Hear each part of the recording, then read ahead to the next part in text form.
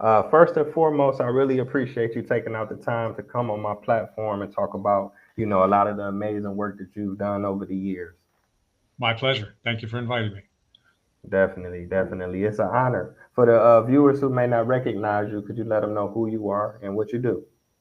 My name is Jeffrey Miron. I'm an economist. I teach in the Department of Economics at Harvard University.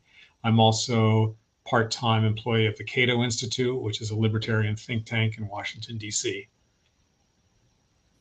Wow. Okay. Okay. Now, I would like to know, when did you develop this passion for economics? Is this something that you got into early on in life, or did you kind of get into it later? Pretty early on, I actually started college as a French major, planning to go to law school. But in my first semester, I took an economics course for distribution requirements. My college, Swarthmore College, you had to take two social science courses, two humanities, two, et cetera. And I just really, really liked the economics course. Decided I wasn't quite as interested in studying French as I had thought. And so over the next year or so, I switched to doing economics. So it goes back a fair ways. First year in college. Wow. Okay. Okay. Now I can ask you this. Now, when did you start to develop interest, or when did you learn about libertarianism? So libertarianism is sort of there in economics, even from sort of the earliest point of introduction, because economics teaches that people respond to incentives. And whenever the government intervenes in any way, even with very good intentions, it might affect people's incentives, sometimes in ways that we don't necessarily desire. For example, a school system might introduce high stakes testing that says students can't go to the next level or can't get their high school degree unless they pass a certain standardized test, or the teachers get some rewards if their class average test scores are above a certain level, or things like that.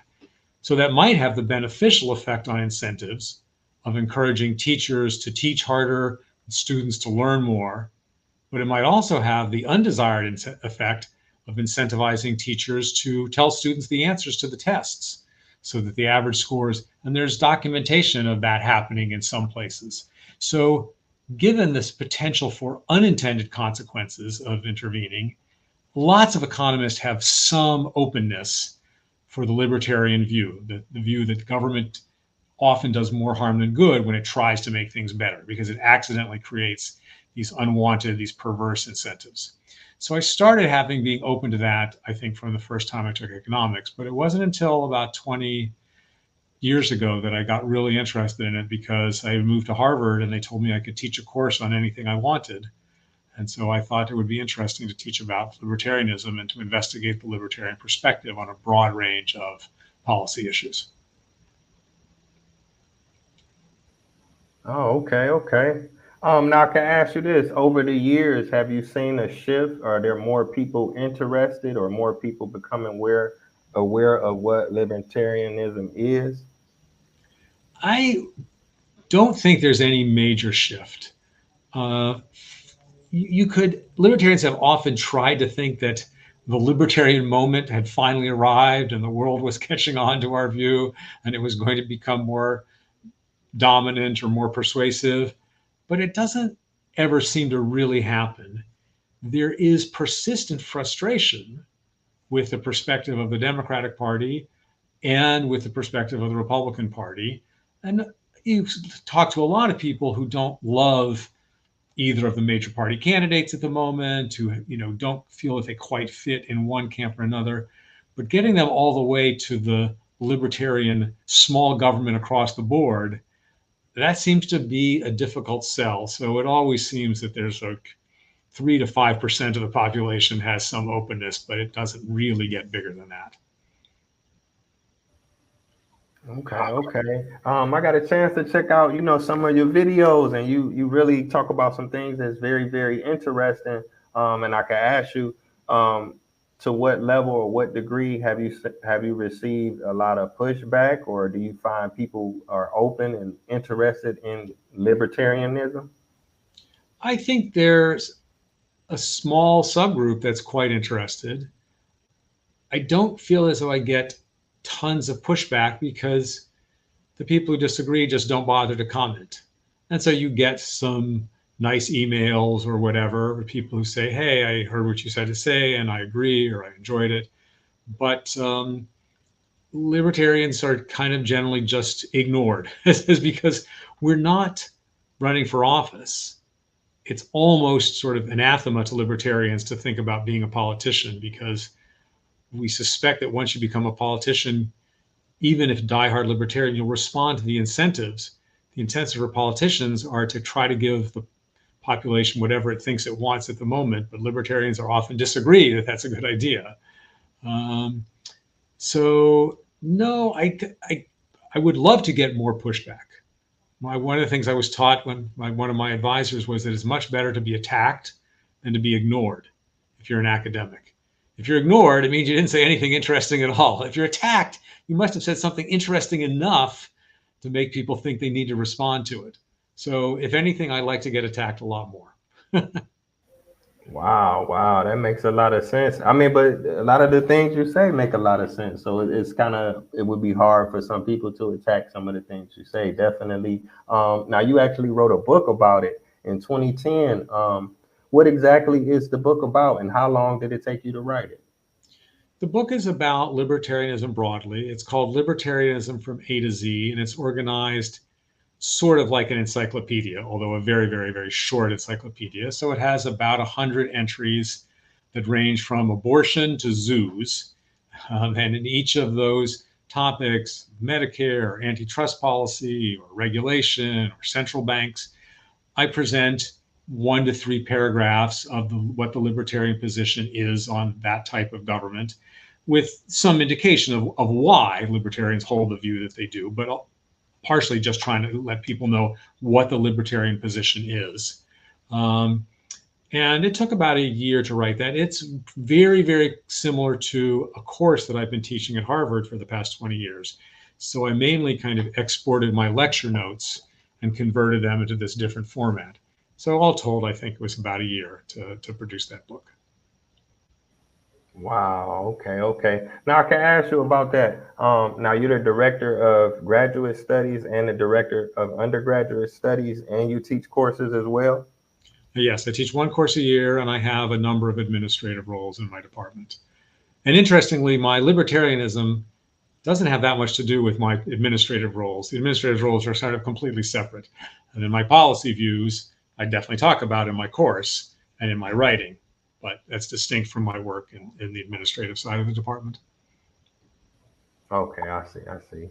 Now I can ask you this. Now, how does it compare to, say, a liberal or a conservative?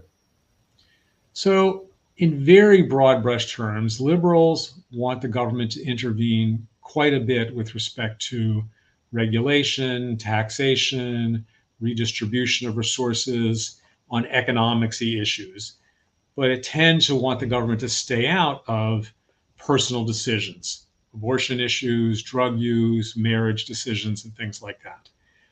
Conservatives are, roughly speaking, the reverse, or at least their official statements are sort of the reverse. They are skeptical of government intervention about regulation and taxation and redistribution, but they very much want the government to intervene in imposing particular values, outlawing abortion, banning drug use, having marriage be restricted to, 1 man and 1 woman, and all those sorts of things. So liberals are socially moderate to liberal, are economically sort of liberal, but socially moderate, and conservative sort of the reverse. And so they just, but in both cases, both liberals and conservatives, they want government to solve the problems, whereas libertarians want governments to stay out of the way across the board on all the issues, whatever the values. So libertarians want governments to do little or nothing to regulate guns and little or nothing to regulate drug use. Libertarians don't want government involved in outlawing prostitution or gambling or homosexuality or anything like that. And both liberals and conservatives these days want government to play a big role in industrial policy, in regulating social media and things like that, whereas libertarians want the government to play no role in supporting this industry versus that industry, in dictating content moderation policies for social media or things like that. Okay. I appreciate you breaking that down. Now I can ask you, now what was something like that? How would it play out in our society? Like I'm a traveler. I've been to 70 countries, and I've been to Amsterdam, for example. So they do have prostitution. They do have legal drugs. Would it look something like that, or would it look like something totally different? Well, in libertarian land, it would look fairly different because it would be completely unregulated. Um, and it wouldn't just be marijuana the way it is in Amsterdam. It would be all the currently illegal drugs. It would be any substance. And there are a whole bunch of issues that come up now that would become irrelevant. So right now, there are big arguments about whether private groups could operate safe injection sites for people who want to inject drugs but don't want to take the risk that they accidentally contract HIV and things like that.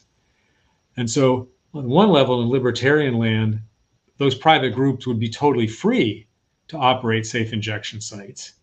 But it would actually look even more different because in libertarian land, we believe the drugs would be available at places like CVS at a very moderate price, prepackaged into clean disposable syringes, so that no one would ever be tempted to share a needle because there would be no incentive to do so. It would be very easy to avoid taking any risk. Same thing about Narcan. We wouldn't have to have the government provide Narcan to try to combat the opioid crisis. First of all, the drugs would be much safer because they would be sold in a free market and there would be good quality control. But also, anybody that wanted to buy or sell Narcan would be completely free to do so. So you wouldn't need any government program to promote Narcan or provide Narcan or anything like that. Wow. Okay. Yeah, that's definitely interesting. I mean, like you mentioned, the level of disease contraction and people overdosing and even crime. You know what I'm saying? I think a lot of people haven't took the time out to take that into consideration. Now, you wrote a book, Drug War Crimes. If you could speak Right. about that, what inspired that, and how long did it take? So the book Drug War Crimes is mainly sort of a compilation of a number of academic articles that I wrote that, first of all, examined the arguments for why it would be better for drugs to be legal, and then reviews a lot of evidence that, in my judgment, supports the libertarian argument for legalization. So it explains that when you try to ban something like drugs, you don't eliminate them. You end up with an underground market. In underground markets, you get more violence because people resolve their disputes about product quality and all those things with guns rather than with courts or lawyers or other nonviolent mechanisms. It explains that you have quality control problems because in an underground market, people can't easily determine the quality of what they're getting.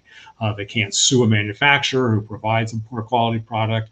There's no Consumer Product Safety Commission and all those sorts of things. You get more corruption, you get more racial profiling, you get more infringements on civil liberties.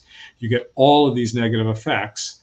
And so the book documents all the evidence on those sorts of issues and tries to make the case that even though in a world with fully legal drugs, there would certainly be some instances of misuse, of people accidentally taking too much on occasion, of people being addicted and having it be an impediment to maintaining a job or functioning family. That would happen. That happens with alcohol now. That happens with lots of other things now. But the magnitude would be vastly lower because most of the overdoses, say from opioids, are because people can't determine the potency of the black market opioids that they purchase. And most of the violence results not from the psychopharmacological effects of the drugs, but from disputes over territory and such that occurs as a result of driving the market underground. When Pepsi and Coke want to fight over who gets the most sales, they don't go shoot each other. They put ads on the Super Bowl. Okay? In a legal market, we wouldn't see the violence fights over turf. We would see advertising debates instead. Yeah, definitely. I mean, if you look at history, it's definitely some some examples. I mean, you seem like you watch the movies with the Al Capone and the gangs. You know, they go in the war over the illegal alcohol manufacturing business. What they call it, bootlegging. Yeah, even the lottery, or even more recently, the changes in the laws with marijuana as well. Yeah, it's interesting you said bootlegging, because that is part of a very common libertarian theme known as the bootleggers and Baptists perspective. It says the reason we see a lot of laws is because, on the one hand, there's a group that might benefit from passing particular laws or regulations, because doing so creates barriers to entry and therefore excess profit for the people who are in that business. So the bootleggers, the people who produced and transacted in alcohol under prohibition, made a high rate of profit because many people didn't enter the industry when it was illegal. And the Baptist part is there were others who supported prohibition, not out of self-interest, but because they thought it was good to get people to consume less alcohol for religious, moral, or health reasons and the like. And so it's the combination, it's the coalition between two groups you don't think of as being connected, the bootleggers and the Baptists, that causes you to end up with something like alcohol prohibition. And many regulations have that feature. Wow. Okay. Now I can ask you this. I mean, these are some very interesting books. I check out your videos. You talk about some very interesting topics. You make people think about certain things. Have you ever thought about doing a documentary? I haven't thought about doing a documentary. I have thought about trying to create a movie that would be interesting for a broad audience, that would somehow bring out these libertarian themes, but I'm not creative enough to have come up with that. I make some sort of fiction story. And there are examples like this. There's some couple of famous books by Ayn Rand. One is called Atlas Shrugged, one is called The Fountainhead. And those are both works of fiction, but the characters and the debates and the disputes that occur within these novels help bring out libertarian themes. And there have been some movie adaptations of at least, I think, both of those. So I've been trying to think of something like that, because that would maybe appeal to a broader audience, but I haven't come up with a way to do it yet. So instead, I stick to, as you said, these shorter videos, op-eds. I currently write a Substack, and I try to get the message out that way. Yeah, that definitely would be an interesting film. I hope you put it together one day. I would like to see that, a world, that lives like this. It makes a lot of sense to think that you're saying. You had mentioned earlier the think tank. What is the actual objective of this think tank, and how long have you been a part of it? I've been a part of it for about 14, 15 years in one way or another. It's existed for about almost 50 years, I believe.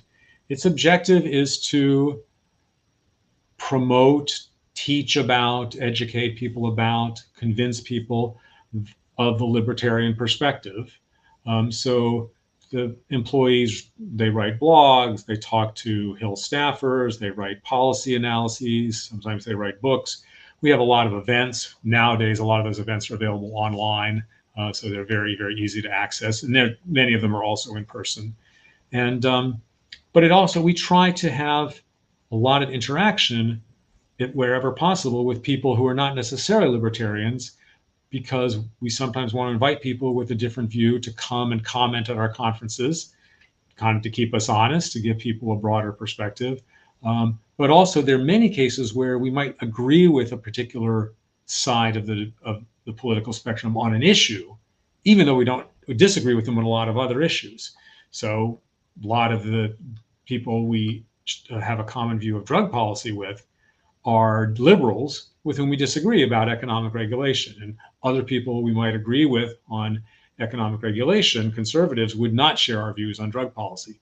But we try to do it issue by issue, not this tribal red state, blue state, or the good guys or the bad guys. We try to sort of be focused on the substance and make common cause on each issue where we agree with another group on that particular issue. Oh, okay. That makes a lot of sense, what you just said. That seems like that would be more effective as well. We try. Yeah, definitely. Now you have two more books, The Economics of Seasonal Cycles and Casebook for the Use with Macroeconomics. Are those like textbooks or? The second one you mentioned, the casebook for use with Gregory Mankiw's macro textbook, that's very much just a textbook supplement. The economics of seasonal cycles is kind of a summary of work I did in my PhD thesis that addresses the following. Macroeconomists, economists who study monetary policy and the effects of major tax cuts or spending hikes and all those sorts of issues, Federal Reserve, they are interested in business cycles. And in using data to study business cycles, for a long, long time, they almost always worked with what are known as seasonally adjusted data, which means that if you were to plot the raw data on a variable like GDP, the total output of goods and services in the economy, you would see that GDP goes up dramatically in the last 3 months of every year, and then falls quite dramatically in the first quarter, the first 3 months of every year, and then sort of grows moderately and then goes way up again the next fourth quarter in the last 3 months of the next year. And so it has this very regular up and down that corresponds exactly to the seasons. And anecdotally, you can think of zillions of things which illustrate the number of people who are in swimming pools changes dramatically between summer and the rest of the year. The number of things that are sold in retail stores, there's far more products available near Christmas. The sale of turkeys is seasonal, and fireworks, etc. So economists had traditionally abstracted from all that seasonal variation by seasonally adjusting the data, by using statistical techniques to remove those regular fluctuations and only focus on the irregular booms and recessions. Okay? And I came along and said, well, let's take a look at the seasonal part. Maybe that is interesting in and of itself. And so I wrote a number of papers about that. And the book you mentioned summarizes that work. Oh, okay. Yeah, yeah, that's very interesting as well. Now I can ask you, are you working on any books or projects currently? Do you have anything coming in the future? I'm not working on any books at the moment. I'm working on some research about the effects of marijuana policies on the opioid epidemic. Um, you've probably heard about the fact that Oregon decriminalized a bunch of illegal drugs several years ago, and various people complained that it contributed to a spike in overdose deaths in Oregon. And that, in fact, Oregon recently rescinded that measure and went back to criminalizing possession of all of those substances. And so I'm trying to use the data on opioid overdose death rates across various states and time periods to examine the role of marijuana policies and other decriminalization policies in generating those outcomes or not. Oh, okay. Yeah, I definitely look forward to that as well. I appreciate you again for coming by and sharing this information to us. It's very thought provoking. I'm still processing a lot of the things that you were talking about. My pleasure. It's very nice to talk to you. Yes, indeed. It's an honor.